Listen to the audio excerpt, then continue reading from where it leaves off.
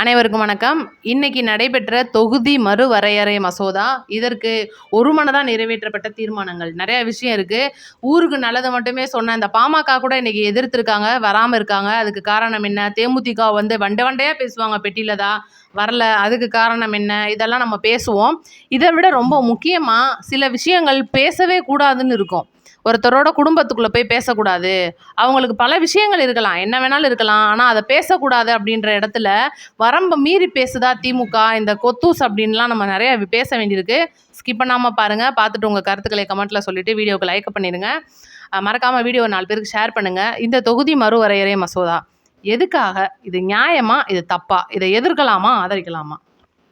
கண்டிப்பாக எதிர்க்க தான் வேணும். ஏன்னா நமக்கு இப்போ இருக்கிறதே மொத்தமே 40 எம்பிக்கள் மட்டும்தான். இன்றைக்கி நமக்கு தமிழகத்திலேருந்து 41 பேர் அப்படின்னு சொல்லலாம்.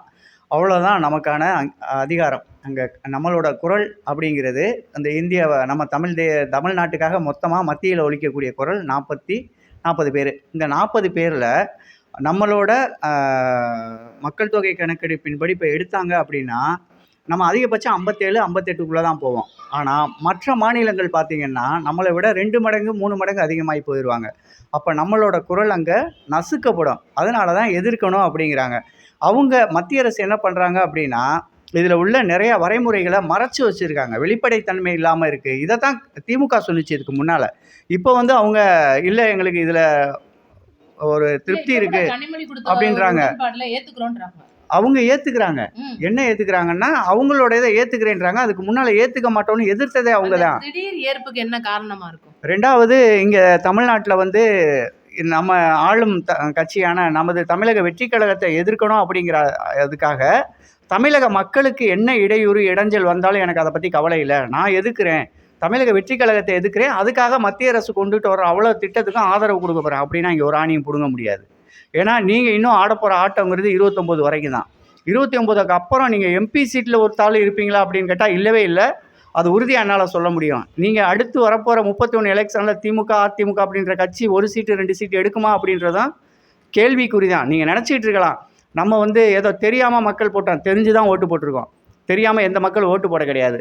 இல்லை ஆவுன்னா அந்த ராசா மற்றும் கனிமொழி மாதிரி ஆட்கள் என்ன சொல்ல வர்றாங்கன்னா, இவங்களுக்கு என்ன தெரியும், தொகுதி மறுவரையறைனா என்னன்னே தெரியாது, நாடாளுமன்றத்தில் என்ன நடக்குதுன்னே தெரியாது, இன்னைக்கு அரசியலே தெரியாமல் இந்த ஒரு கூட்டத்தை நடத்துகிறாங்கன்னு சொல்லிட்டு ஏளனமாக பேசுறது ஒரு பக்கம்.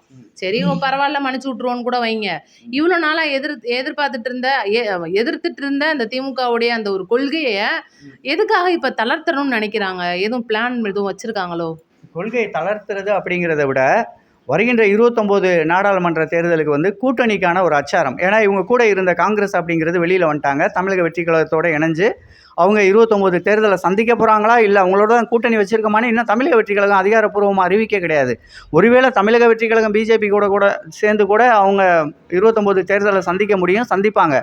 ஆனால் அவங்களும் மத்திய அரசும் சும்மா லேஸ்பட்ட கட்சியெலாம் கிடையாது. மக்கள் ஆதரவு யாருக்கு இருக்குது, மக்கள் யாரோட பயணிக்கிறாங்கன்னு தெரிஞ்சு தான் கூட்டணிக்கு வருவாங்க, கூட்டணிக்கு பேசுவாங்க. அப்படிங்கும்போது நம்ம மத்தியில் இருக்கக்கூடிய அரசோட இணக்கமாக போய் தமிழ்நாட்டுக்கும் தமிழக மக்களுக்கும் நல்லது செய்யணுன்றதான் நம்ம வெற்றி தலைவர் விஜய் அண்ணாவோட ஆசை. அப்படிங்கிறதுனால இன்றைக்கி எடுக்கக்கூடிய முயற்சிகள் எப்படி தோல்வி அடையும். ஏன்னா ஏற்கனவே இது ஒரு முறை கொண்டுட்டு தோல்வி அடைஞ்ச ஒரு இதை தான் எடுத்துகிட்டு வந்திருக்காங்க. மீண்டும் அது தோல்வி அடையும் அப்படின்னு தான் எதிர்பார்க்கப்படுது.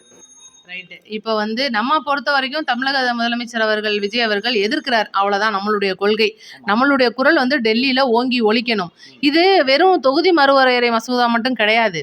நாளைக்கு கொடுக்க போகிற மிகப்பெரிய மாநிலங்களுக்கான நிதி பகிர்வை இது மிகப்பெரிய அளவில் பாதிக்கும். ஆனால் இன்றைக்கி அது தெரியாத திமுக மிகப்பெரிய அளவில் பாஜகவுக்கு சப்போர்ட் பண்ணுறாங்க. ரைட்டு, அது அரசியல் கணக்கு, அதை நம்ம பேசுவோம். ஏன்னா இதை வச்சு தான் இன்னும் எத்தனை வருஷம் அரசியல் பண்ண போகுது இந்த திமுகன்றதை நம்ம பார்ப்போம். அவ்வளோதான். இன்னும் அடுத்து முக்கியமான விஷயம் நம்ம பேசியே ஆகணும். சீமான் பென்ஸ் கார் வாங்கினாருன்னு சொல்லிட்டு ஒரு பஞ்சாயத்து போயிட்டு இருக்கு, தெரியுமா? அவர் பென்ஸ் கார் வாங்கினா நமக்கு தேவையில்லை, ஆனால் தமிழக மக்களை அடக்கு வச்சு வாங்குறாருன்னும் போது தான் நமக்குலாம் கொஞ்சம் எரியுது. இதை பற்றி நம்ம கண்டிப்பாக பேசி ஆகணும் உண்மையிலே. ஏன்னா சீமான் வரலாறு உங்களுக்கு நல்லா தெரியும்னு எனக்கு தெரியும். அவரை பற்றின சில விஷயங்கள் எங்களுக்கு தெரிஞ்சுக்கணும், நம்ம சப்ஸ்கிரைபருக்கு சொல்லுவீங்கன்னு நினைக்கிறேன். சீமான் வரலாறு நம்ம நிறையா பேசியிருக்கோம். அதனால் புதுசாக ஒன்று பேசுகிறதுல மக்களுக்கே நல்லா தெரியும். அவர் 2006 வரைக்கும் எப்படி வாழ்ந்தார், 2006க்கு அப்புறம் அவரை தமிழ் தேசியத்துக்கான ஒரு பேச்சாளராக, தமிழ்நாட்டுக்காக அங்கீகரிக்கப்பட்ட ஒரு பேச்சாளராக அறிமுகப்படுத்தி வச்ச அண்ணன் வன்னியரசு இருக்கார். வன்னியரசுக்கு நல்லா தெரியும். அண்ணா வன்னியரசனே, நீங்கள் வாய் திறந்து சீமானுக்கு ஒரு பதில் சொல்லுங்கண்ணே. நீங்கள் பேசினா தான் அது உண்மைன்றதை மக்கள் நம்புவாங்க. இப்போ நாங்களாம் என்னதான் சொன்னாலும் இவனுக்கு எப்படா தெரியும் யாரா அப்படின்னு தான் கேட்பாங்க. இப்போ எங்கள் ஃபாலோவர்ஸை என்னால் வந்து நம்ம வீடியோ பார்க்குறவங்களுக்கு நான் இதை தெளிவுரை சொல்லலாம். ஆனால் இவர் சொல்கிறதெல்லாம் உண்மை, இவர் மட்டும்தான் உண்மை சொல்கிறாரு, இவர் வந்து உண்மையை தவிர எதுவுமே பேச மாட்டாத உத்தம புத்திரன் அப்படின்ற மாதிரி கோர்ட் இன்னைக்கு இவருக்கு அங்கீகாரம் கொடுத்து நம்ம மாதிரி ஆட்களோட வாயை கட்டி போட்டிருக்கு. அப்படிங்கும்போது நம்ம எதுவுமே உண்மையை சொல்ல முடியல. இதுதான் உண்மை. எனக்கிட்டலாம் ஆதாரமே இருக்குது. சீமானோட வாழ்க்கை வரலாறு, சீமான் எப்பேற்பட்டவர், சீமான் 88 இல்ல இப்ப வரக்கூடிய 88 காலகட்டங்கள்ல அவர் ஏரோப்ளேன்லாம் வேற வாங்க போறாராமே. அவர் என்ன வேணா வாங்கிட்டு போகிறார். 88 லாரியில் அவங்க அப்பா ஏற்றி விட்டு அந்த பையோட வந்து சென்னைக்கு இறங்க வந்த காலங்கள் முதற்கொண்டு கல்லூரி படிப்பை முடிச்சுட்டு வந்தது, சென்னையில் வந்து திரைப்படங்களுக்கு அதாவது மற்ற வேலைகள் பார்த்தது, ஒரு இடங்களில் தங்கி இருந்தது, எல்லா நிகழ்வுமே தெரியும். 2002 வரைக்கும் கூட அண்ணன் சீமான் வந்து மிகப்பெரிய அளவில் கஷ்டப்பட்ட ஒரு நபர் தான் அப்படின்றது அந்த திரைத்துறையில் இருந்த திரை வட்டாரங்கள்ல இருந்து அவ்வளோ பேருக்குமே தெரியும். 2006க்கு மேலே தான் இவர் கொஞ்சம் அப்படி அந்த வெளியில் கொஞ்சம் தெரிய ஆரம்பிக்கிறாரு. அது போக மாயாண்டி குடும்பத்தார் படங்கள், இந்த மாதிரி படங்கள் வரும்போது சீமான்ற ஒருத்தர் தெரிய வருது. தமிழ் தேசியம் பேச ஆரம்பிக்கும் போது மக்கள் எல்லோருக்கும் தெரிய ஆரம்பிக்குது. அப்போ வந்து இலங்கை போர் வந்து உச்சத்தில் இருந்ததுனால இவரை பற்றின எல்லாருக்கும் தெரியறதுக்கான ஒரு வாய்ப்பு கிடைக்குது. அதில் கொஞ்சம் பிரபலியமாகிறாரு, பேராக போகுது. 2013 இவர் கட்சி ஆரம்பிக்கும் போது இவர்கிட்ட என்ன சொத்து இருந்துச்சு அப்படின்னு கேட்டால், கூகுளை கேட்டால் கூகுள் சொல்லும். நான்லாம் சொல்ல வேணாயா. சீமான் யார்? சீமானுக்கு 2013 வரைக்கும், 13க்கு முன்னால் அவர்கிட்ட என்ன சொத்து இருந்துச்சு, 13க்கு அப்புறம் எவ்வளோ சொத்து வந்துச்சு, அந்த சொத்து எப்படி வந்துச்சுன்னு கேட்டால் அது சொல்லும். நம்மலாம் சொல்ல வேணாம், ஊரே சிரிக்குது. இதுக்கப்புறம் நம்ம அவர் ஒன்று சொல்லவா? அவர் போட்ட அந்த குண்டு, இந்த மருமகன் கார் வாங்கி கொடுத்தாருன்ற ஒரு மிகப்பெரிய குண்டு. ஏன்னா அவர் வந்து அந்த நபர் இன்னைக்கு வந்து எல்லாரும் கண்டுபிடிச்சிட்டாங்க அந்த நபர் யாருன்னு. ஆமாம். அந்த நபருக்கு இவருக்கும் பேச்சுவார்த்தை 15 வருஷமா இல்லையா? இல்லை, அவர் சொல்கிறது எல்லாமே உண்மைங்க. அவர் காதை கிழிச்சிக்கிட்டு குண்டு போச்சுன்னு சொல்லுவார். மான் ஊறுகாய் சாப்பிட்டேன்னுவார். ஆமைக்கறி சமைச்சு அண்ணன் மதிப்புக்குரிய எங்களோட மேதகு பிரபாகரன் ஐயா, மதிப்புக்குரிய எங்கள் தமிழ் தேசிய தலைவர் வந்து இவரை கூப்பிட்டு சோறு வச்சு விருந்தெல்லாம் வச்சு, ஏன்னா போர் உச்சத்தில் இருக்கும்போது இவரை கூப்பிட்டு சாப்பாடு போடுறதுக்குன்னு அவருக்கு நேரம் இருந்திருக்கும். ஒரு 4 அறிவு இருக்கிற ஒரு மிருகத்துக்கு கூட இது எட்டும் மண்டையில். ஆனால் என்ன சொன்னாலும் இவங்க நம்புவாங்க அப்படின்னு சொல்லி பேசிகிட்டு இருக்கும்போது மேடைக்கு கீழே இருந்து ஒரு 10 பேர் கை தட்டுறான் பாரு. அதை நினைக்கும் போது தான் எனக்குலாம் செம்ம காண்டாகுது. எப்படிதான் நம்புறீங்க? இவரால கண்டிப்பா நாகரிக அரசியல் பண்ணவே முடியாது. இது வந்து தமிழக மக்களே வந்து முடிவு பண்ணிட்டாங்க. இது வந்து ஒரு அநாகரிகமான ஒரு கட்சி ஆயிப்போச்சு இன்னைக்கு நாம் தமிழர். இந்த நாம் தமிழர் போய் இப்ப திமுகவோட சேர்ந்து திமுகவும் ஆபாசமா மாறிடுச்சு. இது ஆரம்பத்துல இருந்தே ஆபாசமா வந்ததா, கலைஞர் ஐயா காலத்துல இருந்து வந்ததான்றதெல்லாம் வேணாங்க. இப்ப ரீசெண்டா இருக்கிற அரசியல்வாதிகளுக்கு மத்தியில இந்த நாம் தமிழர் தும்பிகளும் சரி, திமுக கொத்தூசும் சரி இணைஞ்சா நாளைக்கு தமிழ்நாடு எந்த அளவுக்கு ஒரு மிகப்பெரிய ஒரு சூழலை சந்திக்க போகுது அப்படின்றத நம்ம பார்க்கணும். ஏன்னா இப்போ வரக்கூடிய அம்பாசமுத்திரம் இடைத்தேர்தலில் நிற்க போறாருன்ற ஒரு தகவல் வருது. இப்போ இதெல்லாம் தும்பிகள் பார்க்கும்போது இவங்களுக்குலாம் 4 முழம் கயிறு இல்லையான்னு தான் எனக்குலாம் கேட்க தோணுது. ஒன்று சொல்லவா? தோக்கணுங்கிறதுக்காகவே ஒரு ஆடை மாலை போட்டு அலங்கரித்து பூச்சூடி பொட்டு வச்சு அம்பாசமுத்திரம் எலெக்ஷனில் கொண்டுட்டு வந்து ஒரு கோயில்கிட்ட நிப்பாட்ட போகிறாங்க. மக்கள்லாம் சேர்ந்து அதுக்கு பூஜை பண்ண போகிறாங்க. அவ்வளோதான். இது தோக்குறதுக்காக கூட்டிகிட்டு வர்ற ஒரு நபர். இவர் எங்கே போனாலும் தோப்பார். இவர் தோல்வி ஒன்றே இவரோட நிரந்தர வரலாறு. தோக்குறதுக்கான பிறந்த ஒரு அரசியல்வாதி யார் அப்படின்னு சொன்னால் அண்ணன் சீமான் அப்படின்னு அடித்து சின்ன பிள்ளை கூட சொன்னோம். இன்றைக்கி ஒன்றுமே இல்லை, கூகுளில் போய் கேட்க வேணாம். ஒரு 10 வயசு பையனை கூப்பிட்டாப்பா நம்ம அரசியல் வரலாற்றில் தோத்துக்கிட்டே இருக்க ஒரு தலைவர் யாரா அப்படின்னா சீமான் அப்படின்னு சொல்லிட்டு இவர் நல்லா பேசுறாரு, மக்கள் யாருமே பேசுறதை கேட்கல. அதெல்லாம் தாண்டி நாகரிகமா பேசுறதே வந்து இவங்க கட்சிக்கு இல்லை. ஏன்னா பெண்கள் கூட இவங்க மேடைகள்ல பேசும்போது பாத்தீங்கன்னா, இதுக்கு முந்தின தமிழ்நாட்டை ஆண்ட தலைவர்களா இருக்கலாம், இப்ப ஆண்டுட்டு இருக்க நம்ம முதலமைச்சரா இருக்கலாம், இவங்களை கொச்சையா பேசுறது மட்டுமே இவங்களுடைய ஒரு கட்சியோட கொள்கையாவே வச்சிருக்காங்க. அதனால அந்த கழுசட்டைகளை நம்ம அப்படியே தள்ளிடுவோம். நம்ம முதல்வர் வீட்டுக்குள்ள வருவோம். இன்னைக்கு நம்ம வந்து எதுக்குள்ளெல்லாம் பேசக்கூடாது அப்படின்னு நினைக்கிறோமோ, இந்த தும்பிகளும் சரி, இந்த கொத்தூசும் சரி நம்மளை பேச வைக்கிறாங்க. நேற்று தான் உங்களுக்கு தெரியும், அந்நியார் வந்து வழக்கை வாபஸ் வாங்கிட்டாங்க, இன்னி குடும்பம் இனிதான் இணைய போகுது அப்படின்ற ஒரு மகிழ்ச்சி செய்தி இருக்கு. இப்ப சங்கீதா அவர்கள் வந்து பதவிக்காக ஆசைப்பட்டு வர்றாங்க அப்படின்ற ஒரு பட்டா கட்டி விடுது இந்த திமுக. சரி, அவங்களதான் அப்படி பண்றாங்கன்னு பார்த்தா திரிசா மேம் அவர்களையும் சும்மா விடுறது இல்ல. பாத்தீங்களா, திரிசா மேம் பாத்தீங்களா, எங்க அண்ணன் சென்றாப்ல அப்படின்னு சொல்லி இன்னைக்கு வந்து மோசமான ஒரு வதந்திகளை வந்து இன்னைக்கு ஒரு நடிகைன்னு கூட பார்க்காம இப்படி ஒரு அசிங்கப்படுத்துற ஒரு விஷயம். இதை பத்தி நீங்க என்ன நினைக்கிறீங்க? இதெல்லாம் அப்படி பண்ணலாமா? இதெல்லாம் நல்ல நியாயமா? முதல்ல ஒன்று சொல்லட்டுமா? தயவு செஞ்சு அரசியலாக பேசுங்க. அறிவு கெட்டத்தனமா நானாவே இருக்கட்டும், நீங்களாவே இருக்கட்டும், அன்னை குடும்பத்துக்குள்ள போய் நீங்க கூட ஒரு வீடியோ பேசாதீங்க. ஏன்னா, நம்ம குடும்பம் வேற, அன்னை குடும்பம் வேற இல்ல. நம்ம அவர் நல்லது செய்றாரு, இவன் இப்படி சொன்னான் அப்படின்னு சொல்லி நம்ம வீடியோ போட்டா கூட அதுவும் பிரபலியமாகும். அதனால அன்னை குடும்பத்த பற்றி வரக்கூடிய வதந்திகளையோ, நல்ல விஷயங்களையோ நம்ம எடுத்து போட்டு நல்ல விஷயங்கள், அண்ணன் இத செய்ய போறாரு, அண்ணியோட சேர்ந்து இங்க போறாரு அப்படின்றத நீ செய்திக்காரன் சொல்லிட்டு போறான். இந்த வெட்டிப்பயலுக பேசுறது, வீணா போனவங்க பேசுறது, கருமம் புடிச்சவங்க பேசுறது, இந்த கண்றாவி புடிச்சவங்க பேசுறதெல்லாம் நம்ம பேசி, அவரோட குடும்பத்துக்குள்ள நம்மளோட வீடியோவும் போயி, அவருக்கு ஒரு சொல்கடனை ஏற்படுத்த வேணாம் அப்படின்னு தான் நான் நினைக்கிறேன். இருந்தாலும் இவங்களுக்கு பதிலடி குடுக்கலைன்னு வைங்களேன், நம்ம எது சொன்னாலும் இவங்க கேட்டுட்டு மண்டையாட்டிட்டே போவாங்கடா அப்படின்னு இவங்க நெனைப்பாங்க. நான் ஒண்ணே ஒண்ணு கேட்குறேன். மதிப்புக்குரிய அண்ணியார் வந்து அவங்க புருஷன்ட்ட தானே வராங்க. இல்ல புருஷனை விட்டுட்டு, பொண்டாட்டிய விட்டுட்டு வேற யார்கிட்டயும் போலைல்ல. அதனால அவங்க புருஷன் முதலமைச்சரா இருக்காரு. அவங்க புருஷனை பார்க்கறதுக்கு, புருஷன் கூட இருக்கிறதுக்கு பொண்டாட்டி வருதுப்பா. இதுல உங்களுக்கு எங்கடா எரியுது அப்படின்னு தான் இல்ல கள்ளத்தனமா போயி, தனி ஃப்ளைட் புடிச்சு, துபாயில போயி, நைட்டு 2 மணிக்கு மேல காலுக்கு லைட் அடிச்சு பார்க்க போலைல்ல. அந்த மாரி இல்ல, இல்ல. களவாணித்தனமா எனக்கு எப்படி தோணுதுன்னா, இது எங்க அண்ணன், அ இது எங்க அண்ணி, அண்ணே அவங்க குடும்பம் சேருது. உனக்கு ஏன் உனக்கு எரியுது? என்னடா எரியுது? எப்படி? இது நல்லா அதுதான் இருக்கு. அதத்தான் இத சொல்றேன் தான் நான். நானும் கேட்குறேன். அதாவது இவங்க குடும்பம், இவங்க புருஷன், இவங்க பொண்டாட்டி. அவங்க புருஷன் அவங்க பொண்டாட்டிய பார்க்குறாங்க. அவங்க பொண்டாட்டி அவங்க புருஷன பார்க்குறாங்க. இதுல நடுவுல உனக்கு ஏன்டா எரியுது அப்படின்னு கேட்குற மாரி, நியாயமா கேளு.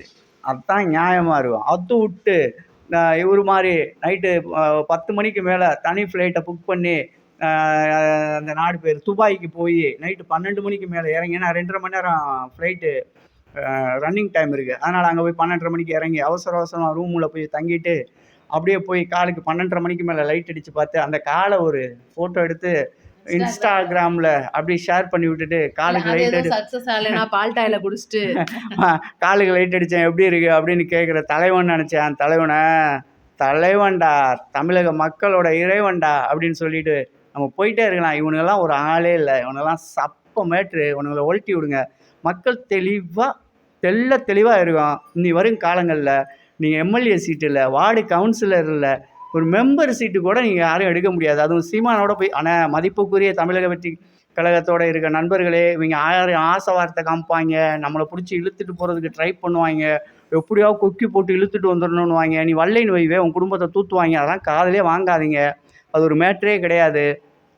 இனி வர்ற எலெக்ஷன்லயும் சரி, இனி வரப்போற எலெக்ஷன்லயும் சரி, இப்போ வரப்போற இடைத்தேர்தலையும் சரி, சீமானோட சேர்ந்து திமுக போச்சுன்னா, கன்றோட சேர்ந்த ஏதோ ஒண்ணு என்னமோ தின்னும் அப்படின்னு சொன்ன ஒரு பழமொழி இருக்கு. அது என் வாயில வராது. ஏன்னா எங்க அண்ணன் வந்து அப்படிலாம் பேசக்கூடாதுன்னு சொல்லி எங்களுக்கெல்லாம் வாய் பூட்டு போட்டிருக்காரு. நாங்கலாம் நல்ல பிள்ளைங்க. அந்த நல்ல பிள்ளைங்க நல்ல பிள்ளைங்களாவே இருக்கோம். நீங்க தொல்ல பிள்ளைங்க தொல்ல பிள்ளையா இருங்க. நீங்க தொல்ல குடுக்க தான் நாங்க வளருவோம். நீங்க பேச தான் இல்ல நாங்க இன்னும் உயருவோம். ஒரே ஒரு முக்கியமான விஷயம். சொல்லுங்க. இன்னைக்கு இந்த பாட்டாளி மக்கள் கட்சியா இருக்கட்டும், இவ்வளோ தூரம் விவசாயிகளுக்கு பரிஞ்சு பேசின அக்கா பெட்டி லதாவா இருக்கட்டும், உண்மையிலே பாட்டாளி மக்கள் கட்சிலாம் வந்து இன்னைக்கு பிஜேபியோட இணைஞ்சு எம்பியோட கூட்டத்துக்கு வரலன்றது என் கவலை கிடையாது. நீங்க வர வேணாம். அது உங்க பிரச்சனை. ஆனா நாங்க இப்படிலாம் பேசுவோம் அப்படின்னு உங்களை நம்ப வைப்போம்னு சொல்லிட்டு இந்த விவசாயிகளையும் தமிழக மக்களையும் ஏமாத்துறத தயவு செஞ்சு விட்டுருங்க. ஆனா ஏன்னா இன்னைக்கு உண்மையிலே தமிழக மக்களுக்காகவும் விவசாயிகளுக்காகவும் பின்னாடி நிக்கிறது தமிழக வெற்றி கழகம் மட்டும்தான். மட்டும்தான். எந்த ஒரு காலத்திலும் இதை மறக்கவும் முடியாது, மறக்கவும் முடியாது. அதனால தயவு செய்து இந்த மாதிரி நாங்க அங்க ஒண்ணு பேசிட்டு இங்க ஒண்ணு நடந்துக்குவோம், இவங்க பெட்டி கொடுத்துட்டாங்கன்னா அங்கிட்டு போயிருவோம், இவங்க கொடுத்தாங்கன்னா திடீர்னு வந்து இங்கிட்டு சேர்ந்துருவோன்ற பெட்டில தான் மாதிரியான ஆட்கள் நீங்க வந்து எங்களுக்கு தேவையே கிடையாது. மக்கள் இனிமேல் உங்களை நம்ப மாட்டாங்க. ஏதோ தெரியாதனமா விருதுநகர் மக்கள் உங்களுக்கு ஓட்டை போட்டு சட்டமன்றத்துக்குள்ள அமுச்சு விட்டாங்க. அதனால நீங்க பேசுங்க. அடுத்த இடைத்தேர்தல் அவங்கெல்லாம் மக்கள் ஓட்டு போட்டு போன மாதிரி இல்ல. ஒரு ராஜ்யசபால போனவங்க. ஓ அதனால மக்கள் ஓட்டு அங்க போட்டு ஒரு போனது சீட்டு தராங்க, இங்க ஒரு ஆல்ரெடி சீட்டு தராங்கன்னு சொல்லிட்டு திமுக. கட்சியை கொண்டுட்டு வந்த ஐயா ஆமா. கேப்டன் ஐயாவுடைய கட்சியை ஆமா. எதுக்காக அவர் கட்சி ஆரம்பிச்சாருன்னு தெரியாம இதெல்லாம் வந்து பெரிய வரலாறு மக்களே. ஐயா கேப்டன் அதே ஐயாவை மாதிரி எங்களுக்கு ரொம்ப பிடிக்கும். இன்னொன்னு, நேத்து அவ்வளவுதான். விவசாயிகள் மேட்டர் இருக்குல்ல, அதை சொல்லி ஆனுங்க. விவசாயிகள்லாம் வெளியில நின்று போராடினாங்க. அவங்க உரிமை, அவங்களோட கடமை. கார்ப்பரேட் விவசாயிகளும் போராடினாங்க. அதெல்லாம் பார்க்க முடிஞ்சிச்சு. அது ஒரு பக்கம் இருக்கட்டும், விவசாயிகள் தான்.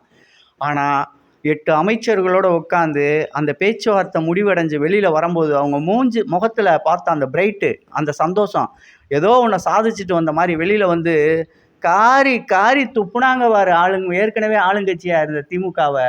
ஆமா அங்க இருக்கு, நீங்க பாத்தீங்களா? பார்த்தேன். இல்ல இந்த இது விவசாயிகளோட கூட்டமைப்புன்றத தாண்டி உண்மையான விவசாயிகள் இன்னைக்கு வந்து கரெக்டா அண்ணன் இருக்காங்க. விஜய் அவர்களை ஆதரிக்கிறாங்க. இதுதான் உண்மை. இத வந்து மறுக்கவே முடியாது. அத விட்டுப்புட்டு இந்த பண்ணையார்கள்ன்ற போர்வையில சுத்திக்கிட்டு இருந்த சும்மா நான் வந்து கடன வாங்கி வச்சுக்குவேன். அத்தன லட்சம் இத்தன கோடி வாங்கிக்கிருவேன். என் இடத்த காமிச்சு வாங்கிருவேன். வரப்போற அரசு தான் நம்ம கடன தீர்த்து வச்சுருமேன்னு நீங்க நெனச்சீங்கன்னா, இது ரொம்ப தப்பு. தப்பான விஷயம். இப்ப நாங்க கடன் வாங்கியிருக்கோம்னா நாங்க தான் கட்டணும். நீங்க கடன் வாங்கியிருக்கீங்கன்னா நீங்க தான் கட்டணும். அத விட்டுப்புட்டு வரக்கூடிய அரசு மேல வாக்குறுதி குடுத்துருக்காங்க. இன்னைக்கு திமுக வாக்குறுதி குடுத்தத உடனே நீங்க செஞ்சாங்களா? 3 வருஷம் பெண்கள் பூராமே அந்த ரூ. 1000க்காக ஓட்டு போட்டாங்கன்னு சொல்லி இன்னைக்கு நம்ம மேல அசிங்கமா பட்ட கட்டி விட்ட அந்த திமுக நமக்கு தேவையா? ஆனா அந்த நம்மளுடைய வாக்குறுதியும் தாண்டி மக்கள் வந்து திமுகவுடைய பேர்லயே காசை வாங்கிட்டு இன்னைக்கு ஆளும் கட்சியா இன்னைக்கு தமிழக வெற்றி கழகம் வந்தும் அந்த ரூ. 1000 நிப்பாட்டல பாருங்க. ஏன் அவர் நினைச்சிருந்தா நிப்பாட்டி இருக்கலாம். ஆமா. மதிப்புக்குரிய மகளிர் திட்டம்னு 6 மாசம் கழிச்சு கொடுத்துருக்கலாம். ஆனா செய்யல. ஏன்னா மக்களோட அந்த ரூ. 1000 சிறு தேவையை பூர்த்தி பண்ணட்டும்னு இன்னைக்கு நம்மளுடைய முதலமைச்சர் அவர்கள் யோசிச்சு யோசிச்சு ஒவ்வொன்றையும் பண்றாரு மக்களே. யார் என்ன வேணாலும் செய்வாங்க. அதனால எதை பத்தியும் கவலைப்படாதீங்க. இனி வரக்கூடிய அரசியல் காலங்கள் சிறப்பா இருக்கும் அப்படின்றத மட்டும் நம்ம சொல்லுவோம். அதனால நம்ம வீடியோ பார்த்தவங்க மறக்காம கமெண்ட்ல சொல்லிருங்க. நன்றி, வணக்கம். அடுத்த வீடியோல சந்திப்போம். முடிஞ்சு போச்சா அப்படின்னு சொல்லிட்டு, முடிஞ்சு போச்சா உங்க ஆட்டம்,